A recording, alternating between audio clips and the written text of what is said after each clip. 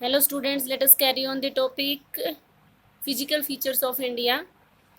Next subtopic of this topic is peninsular plateau.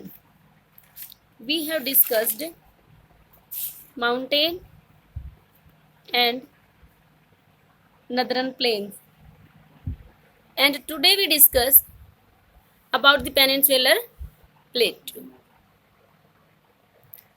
Peninsular plateau. First बेटा देखो peninsular प्लेटू। अब peninsular है क्या? पेनिनसुलर का मतलब क्या है? ए लैंड मास, देखो, a land mass which is covered from water from three sides, which is covered of water from three side. भाई जो लैंड मास है जो तीन साइड से पानी से घिरा हुआ है, उस एरिया को, उस लैंड मास को हम क्या कहेंगे बेटा? पेनिनसुलर। और प्लेटू इसलिए क्योंकि जो हमारा जो सदर्न पार्ट है, अब देखो हम यहाँ देखते हैं बेटा, जो ये वाला पार्ट है इंडिया का, जो ये वाला पार्ट है यहाँ से, और ये जो पार्ट है इंडिया का, तो ये सारा पार्ट है यहाँ पर। ये जो पार्ट है सारा, ये क्या है बेटा? नीचे तक ये सारा पेनिनसुलर। बिकॉज यहाँ पर देखो, यहाँ पर कौन सा सी है बताइए? अरेबियन सी। नीचे क्या है? Indian ocean. और यहाँ क्या है? बे ऑफ बंगाल। ठीक है, तो इसको अब हम इसी चीज़ के बारे में पढ़ रहे हैं। अगर मैं इसको सिर्फ मैप से पढ़ाती हूँ तो बहुत ही ज़्यादा इजी हो जाएगा, फिर इसमें डिटेल आप खुद पढ़ेंगे। देखो क्या है, कैसे हम मैप में पेनिनसुलर इंडिया को हम पढ़ते हैं। देखो बेटा, पहला तो यहाँ से देखते हैं। यहाँ से this is the peninsular India. अब इसी पेनिनसुलर इंडिया को दो पार्ट्स में डिवाइड कर दिया। दो पार्ट्स में डिवाइड कैसे कर दिया? इसके ऊपर वाले हिस्से को तो बोला गया सेंट्रल हाईलैंड। जो ये सर्कल कर रखा है मैंने, इस सर्कल वाले एरिया को बोला गया बेटा सेंट्रल हाईलैंड। इसको क्या बोला गया? Central highland. ध्यान से सुनना। देखो पहले बेटा, फर्स्ट क्या है? फर्स्ट हमने इसको टू पार्ट्स में डिवाइड कर दिया। किसको? प्लेटू। जो पेनिनसुलर प्लेटू है उसको हमने दो पार्ट्स में डिवाइड कर दिया, और इसी पेनिनसुलर प्लेटू के नदरन हिस्से को या नदरन पार्ट को हमने क्या बोला? Central highland. ध्यान से सुनना, सेंट्रल हाईलैंड। और नीचे वाला जो एरिया है इसको बोला गया बेटा डेक्कन प्लेटू। देखो ये लिख रखा डेक्कन प्लेटू। ये नीचे वाला डेक्कन प्लेटू हो गया, और ये हो गया आपका पेनिनसुलर इंडिया। अब देखो इसके बारे में क्या है। पहले तो आप यही देखना कि जो प्लेटू जो एरिया है या पेनिनसुलर इंडिया है, peninsular India is the hardest, have the hardest rock structure. India के फॉर्मेशन, रॉक स्ट्रक्चर के फॉर्मेशन के बेस पर अगर हम देखते हैं तो पेनिनसुलर इंडिया है, सदर्न पार्ट जो इंडिया का है वो बेटा हार्डेस्ट है और स्टेबल भी बहुत ज़्यादा है, क्योंकि सबसे पुराना है फॉर्मेशन के बेस पर। और यहाँ ये इग्नियस और मेटामॉर्फिक रॉक से बना हुआ है, इसलिए यहाँ पर किसी भी तरह का कि इंस्टेबिलिटी, अर्थक्वेक वगैरह कुछ भी, यहाँ पर वोल्केनिक इरप्शन, अर्थक्वेक कुछ भी नहीं आते। अब देखो यहाँ पर, अब इसके बारे में क्वेश्चन ये आता है कि right A short note on central highland. Central highland पर एक नोट लिखिए या डेक्कन प्लेटू पर एक नोट लिखिए, तो चाहे किसी में भी आ जाए। तो इसके बारे में क्या है हम अभी देखते हैं।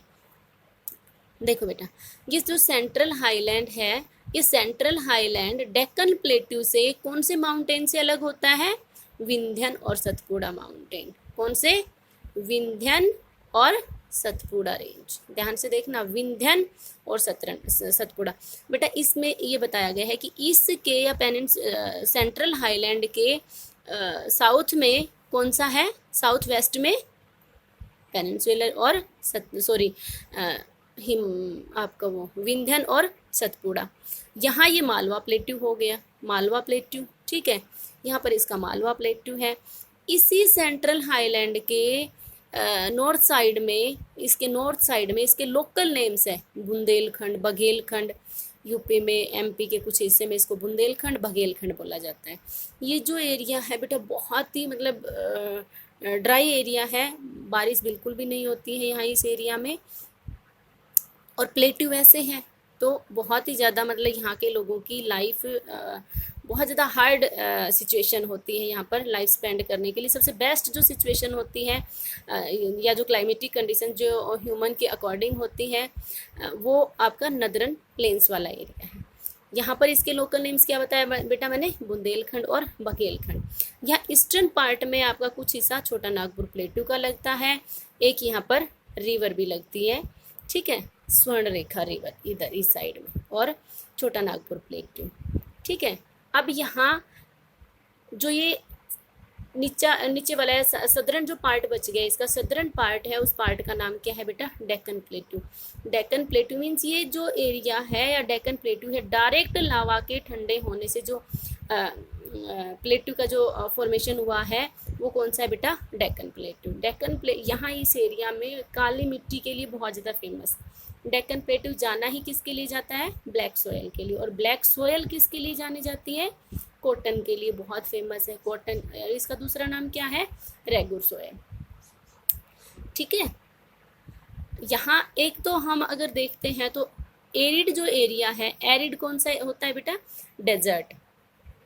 डेजर्ट एरिया को ही दूसरा नाम क्या है, हम एरिड एरिया या एरिड क्लाइमेटिक कंडीशंस के नाम से भी जानते हैं, ठीक है। तो एक तो हमारी इसी तरह की क्लाइमेट है वो आपके राजस्थान में है, डेजर्ट टाइप क्लाइमेट या एरिड टाइप क्लाइमेट राजस्थान के थार डेजर्ट में। यहाँ पर कौन सा डेजर्ट है, थार डेजर्ट। और एक फिर उसके बाद में जो हमारी सेम यही इसी तरह की जो आपकी क्लाइमेटिक कंडीशंस हैं, सेम यही हमारे जो क्लाइमेट है वो इस एरिया में पाया जाता है। ये जो एरिया है इस एरिया में भी वही वाली कंडीशंस पाई जाती हैं जो यहाँ थार डेजर्ट में पाई जाती है, ध्यान रखना, ठीक है। और इस एरिया में, और ये इस एरिया में तो इतनी ज़्यादा कम बारिश होती है, इस महाराष्ट्र के कुछ एरिया, महाराष्ट्र का एक बड़ा फेमस एरिया है विदर्भ।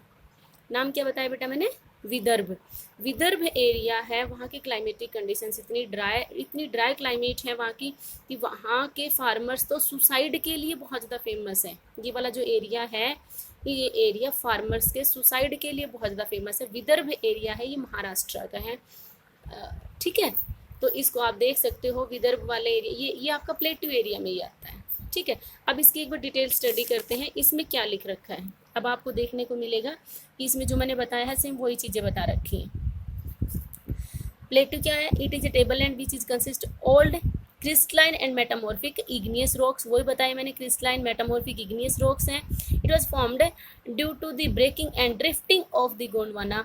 गोंडवाना के ड्रिफ्टिंग और ब्रेकिंग से हुआ है, ठीक है, उसके टूटने से और ड्रिफ्ट करने से। ड्रिफ्ट क्या होता है बेटा, ड्रिफ्ट धंसने से, ठीक है। और उसके बाद में formation of a part is the oldest land mass, ये भी बताया सबसे पुराना लैंड मास है। Plateau has a broad and shallow valleys and rounded hills. Plateau में छोटी छोटी गोल गोल मतलब पहाड़ियाँ होती है और वैलीज होती हैं वहाँ पर, ठीक है। स्टीप स्लोप वाली, ध्यान रखना, बहुत ही तेज ढाल वाली वैलियाँ होती हैं यहाँ पर, ठीक है।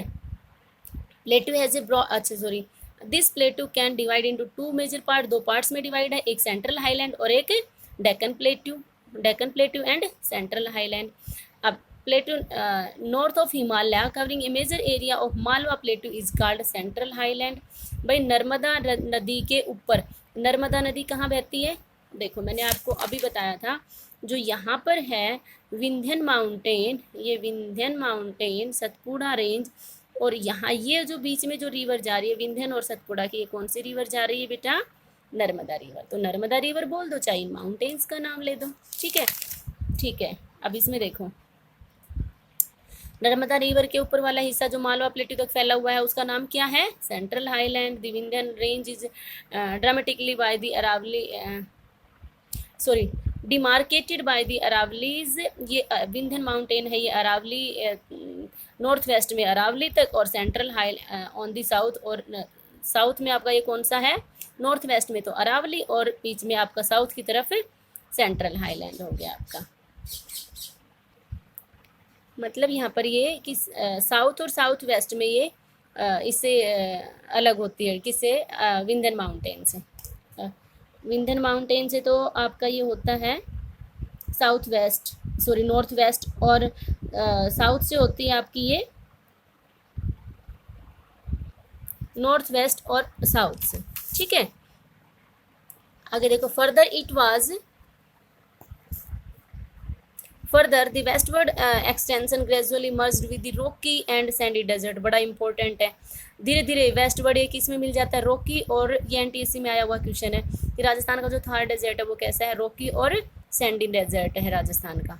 थार डेजर्ट में जाके मिल जाते हैं। मेन रिवर यहाँ की क्या है, सिंध। मेन रिवर्स इस एरिया की सिंध है, चंबल है, Betwa, Ken, the south west to the north east and the indicate the slope. ये सारी रिवर्स हैं, ये क्या इंडिकेट करती है, स्लोप, ढाल को बताती है। सेंट्रल हाईलैंड क्या ढाल को बताती है, द सेंट्रल हाईलैंड ढाल को बताती है भाई किस तरफ ढाल है, इसका मतलब किस तरफ ढाल है, नदरन प्लेन्स में ढाल है इसका। मैं उसमें नेक्स्ट वाले चैप्टर में मैं बस समझाऊंगी आपको कि यहाँ से निकलने वाले प्लेटू एरिया से निकलने वाली रिवर्स है वो किस तरह से जाके इन उसमें गंगा रिवर में जाके मिल रहे हैं। तो गंगा रिवर में जाके मिलेंगे, इसका मतलब ढाल इसका किस तरफ है, प्लेन्स की, नदरन प्लेन्स की तरफ, ठीक है। Eastward extension of this plateau locally known as Bundelkhand, Baghelkhand and the Chhota Nagpur plateau mark from the eastward extension drain by the Damodar river. Damodar river भी है और छोटा नागपुर प्लेटू भी है, ईस्ट साइड में है। डेक्कन प्लेटू ये तो आपका सेंट्रल हाईलैंड का हो गया। फिर डेक्कन प्लेटू के बारे में बता रखा है, डेक्कन प्लेटू साउथ वेस्ट रिवर। अब के नॉर्थ में क्या है, डेक्कन प्लेटू के नॉर्थ में ये ट्रायंगुलर शेप में फैला हुआ है, और जबकि ये आपके इस नर्मदा रिवर के साउथ में है, ठीक है। सतपुड़ा बहुत बड़ा इसमें वो है, सतपुड़ा रेंज है, जबकि इसमें महादेव, मैकाल हिल्स, कैमूर रेंज है, ये इसमें ये भी इसमें फैली हुई है। Deccan plateau is higher in the west, Deccan plateau है वेस्ट में ज़्यादा ऊंचा है, और स्लोप जेंटली ईस्टवर्ड, ईस्ट में उसका स्लोप कम है, ठीक है। An extension of this plateau is also visible in the north west locally known as Meghalaya Karbi Anglong plateau. ये जो प्लेट्यू है ना, इसका दूर तक बहुत नॉर्थ ईस्ट जो हमारे स्टेट्स हैं ना, वहाँ तक भी ये इसी प्लेट्यू का या डेक्कन प्लेट्यू का की सिमिलरिटी पाई जाती है। जो जैसे इसमें अगर मैं आपसे ये कहूँ कि भाई ये आपका डेक्कन प्लेट्यू है, तो इसी सेम यही रॉक स्ट्रक्चर आपके यहाँ ये कार्बी एंगलोंग और मेघालय नॉर्थ ईस्ट जो स्टेट्स हैं ना आपके, यहाँ पर भी सेम यही रॉक स्ट्रक्चर है जो डेक्कन प्लेट्यू का है, वो इधर है, ठीक है। तो कुछ एक जोग्राफर्स इसको ये मान लेते हैं कि भाई जो यहाँ डेक्कन प्लेट्यू है वो उसका एक्सटेंशन है वो नॉर्थ ईस्ट तक, मेघालय कार्बी एंगलोंग तक है, ठीक है। फिर उसके बाद में आता है it is separated by A fault, छोटा नागपुर प्लेटू एक फॉल्ट के द्वारा छोटा नागपुर से अलग हो जाता है। गारो खासी जयंतियाँ हैं, इसकी बड़ी फेमस हिल्स हैं वेस्ट टू ईस्ट, ठीक है। फिर इसके बाद में इसमें दो वो आ जाते हैं, ईस्टर्न घाट और वेस्टर्न घाट। इसमें भी कंपेयर, बड़ा इंपॉर्टेंट क्वेश्चन है, एक्सप्लेन या compare between the eastern and western ghat, ये अलग ये क्वेश्चन बनता है। तो अब ईस्टर्न घाट और वेस्टर्न घाट इसमें रिस्पेक्टिवली देखो, ये दोनों तरफ फैले हुए हैं। जो हमारा पेनिनसुलर इंडिया है या ये जो एरिया है, इसको बोला जाता है वेस्टर्न घाट और इसको बोला जाता है ईस्टर्न घाट, ठीक है। अच्छा, इसी को फिर से एक बार डिवाइड कर रखा है, देखो, they are continuous and can be crossed through passes only. और ये इतने ज़्यादा जो हिमालय पर चढ़ना आसान है, इजी है, जबकि जो हमारे पेनिनसुलर इंडिया के जो ईस्टर्न और वेस्टर्न घाट्स हैं, इनको क्रॉस करना मतलब बहुत ही ज़्यादा मुश्किल है। इम्पॉसिबल तो कुछ भी नहीं है, पर बहुत ज़्यादा मुश्किल है, ठीक है। थाल घाट, भोर घाट और पाल घाट, फिजिकली मैप ऑफ इंडिया। अब ये देखो, ये जो वेस्टर्न घाट है, इस वेस्टर्न घाट पे कहीं थाल घाट है, कहीं पाल घाट है, कहीं भोर घाट है, ठीक है। तो ये इसी में मैं मैप में भर के आपके पास वो करूँगी, ठीक है। इसी को क्रॉस करने के लिए कुछ ये बना रखे हैं, घाट बना रखे हैं, वो घाट मीन्स क्रॉसिंग के लिए हैं आपके। फिर उसके बाद में इसी को, ये वेस्टर्न वाला है, इसको फिर 3 पार्ट में डिवाइड किया इस तरह से कोस्टल एरिया की स्टडी के लिए। ऊपर वाला हिस्सा है यहाँ, ये ऊपर वाला हिस्सा है, इसको बोला गया कोंकण। यहाँ से गोवा तक, मुंबई महाराष्ट्र से गोवा तक वाला जो एरिया है, इसको बोला गया बेटा कोंकण तट, कोंकण कोस्ट। गोवा वाले एरिया को बोला गया कन्नड़ कोस्ट। ध्यान से देखना, यहाँ कोंकण कोस्ट, ये गोवा के आसपास, गोवा कर्नाटका का कुछ हिस्सा है, ये कन्नड़ कोस्ट, और फिर यहाँ पर इसको बोला गया Coromandel coast, sorry Malabar coast, Malabar. ध्यान से देखना बेटा, यहाँ कोंकण, कन्नड़ और मालाबार। ठीक है, कोंकण, कन्नड़ और मालाबार, इसको दो पार्ट में डिवाइड किया। तमिलनाडु के पास वाले को कोरोमंडल, कोरोमंडल, और यहाँ ऊपर वाले को उत्तरी सरकार। ये लिखना है हिंदी में भी और इंग्लिश में भी, इस ऊपर वाले को उत्तरी सरकार, नदरन सरकार लिख देना बेशक। ठीक है, पर सरकार का सरकारी लिखो, कभी गवर्नमेंट लिख दो। ठीक है, ये कोरोमंडल, देखो ये लिख रखा कोरोमंडल कोस्ट, और ये नदरन सरकार, ये लिख रखा सरकार। ठीक है, ये इसकी स्टडी के लिए। हाँ, और फिर आपके ईस्टर्न और वेस्टर्न घाट में देखो इसमें दे रखा है उसकी एवरेज। वेस्टर्न घाट की ऊंचाई है ईस्टर्न घाट से ज़्यादा ऊंची है। वेस्टर्न घाट की एवरेज हाइट है बेटा 900 से 1600 मीटर तक, जबकि ईस्टर्न घाट की है 600 मीटर सिर्फ। ईस्टर्न घाट घाट है ये महानदी से लेकर ये क्या है, नीलगिरी इन द साउथ, यहाँ तक फैला हुआ है। ठीक है, ईस्टर्न घाट। और Eastern Ghat are not regular, वो रेगुलर भी नहीं है, डिसेक्टेड है बाय रिवर्स के द्वारा काट दिया गया है उसको, and rivers draining by into the Bay of Bengal. और वेस्टर्न घाट, अब आप देखो वेस्टर्न घाट की तरफ आ जाते हैं। ओरोग्राफिक रेनफॉल होती है बेटा वेस्टर्न घाट पर। अभी ओरोग्राफिक रेनफॉल क्या है, देखो रेनफॉल कई टाइप की होती है, जब रेनफॉल वाला टॉपिक आएगा, क्लाइमेट वाले टॉपिक में समझाऊंगी, अभी सिर्फ ओरोग्राफिक बता देती हूँ। ठीक है, मान लो कि ये एक माउंटेन है और इस तरफ से बेटा हवाएं आ रही हैं, और हवाएं मॉइस्चर लेडन है, मीन्स मॉइस्चर बहुत ज़्यादा है इन हवाओं में, और ये हवाएं बिल्कुल एकदम यहाँ से टकरा के क्रॉस करके ऊपर की तरफ चली जाती है, यहाँ ऊपर जा रही है। ऊपर जाने के बाद में टेम्परेचर कम हो जाता है 6.5 डिग्री सेल्सियस पर 1000 मीटर। इसको बोला जाता है normal lapse rate of temperature. Normal lapse rate of temperature कितना है बेटा, 6.5 डिग्री सेल्सियस पर 1000 मीटर टेम्परेचर डिक्रीज होता है। ठीक है, अब उसके बाद में वो कंडेंसेशन होके फिर बारिश होने लग जाती है, तो यहाँ बारिश होती है, इसको बोला जाता है ओरोग्राफिक रेनफॉल। तो ओरोग्राफिक रेनफॉल हमारे वेस्टर्न घाट पे होती है, ना कि ईस्टर्न घाट पे। ठीक है, ईस्टर्न घाट की जो हाईएस्ट पीक है वो महेंद्रगिरी है, ईस्टर्न घाट की महेंद्रगिरी है, वेस्टर्न घाट की आपकी अन्नाईमुडी है। ठीक है, और ये इन दोनों में डिफरेंस हो गया बेटा। और एक इसके बाद में ये है कि भाई सबसे इम्पोर्टेंट फीचर है आपका इसमें ब्लैक सोयल एरिया, बहुत ज़्यादा डेक्कन ट्रैप वाला एरिया मैंने बता दिया, ये यहाँ पर ब्लैक सोयल बहुत ज़्यादा पाई जाती है। और फिर उसके बाद में यहाँ पर ये इग्नियस रॉक्स हैं आपके यहाँ पेनिनसुलर इंडिया में बहुत ज़्यादा, क्योंकि वो डायरेक्ट मैंने बताया था लावा के ठंडे होने से जो रॉक्स बनती हैं, तो वो इग्नियस रॉक्स हैं। और फिर इसी में